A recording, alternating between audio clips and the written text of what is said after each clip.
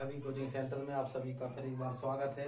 आज अपन लेकर आए एक नया वीडियो 12वीं क्लास से संबंधित सदिशों से संबंधित। आइए इसको अपन हल करेंगे। पेपर में दो नंबरों में आता है, इसलिए अपन इसको अच्छे से करेंगे। सबसे पहले सवालों को पढ़ते हैं। दो सदिश ए और बी इस प्रकार है कि मोड ए बराबर 4, मोड बी बराबर 3 और ए इंटू बी का जो मान है वो 6 है। तो ए और बी के बीच का कोण ज्ञात कीजिए। कई बार पूछा गया प्रश्न, इसलिए आप लोग अच्छे समझेंगे। हमने दिया है, मैं लिख देंगे मोड ए की वैल्यू, मोड बी की और ए इंटू बी की वैल्यू। माना ए और बी के बीच का जो कोण उन्होंने पूछा है वो थीटा है। ए और बी के बीच का कोण थीटा है। तब अपन जब ए डॉट बी यानी अदिश गुणा दिया रहता है तो अपन कोण मानते हैं कॉस थीटा बराबर।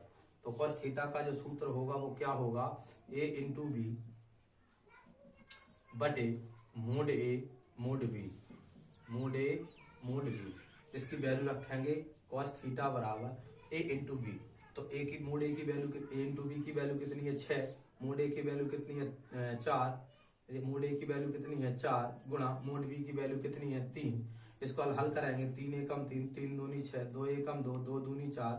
कॉस थीटा बराबर ऊपर 1 नीचे 2, तो कॉस थीटा बराबर 1/2 आ गया। अब अपन को देखना पड़ता है जो बराबर में जो वैल्यू है वो कॉस में किसी मान की वैल्यू है कि नहीं है, किसी कोण की।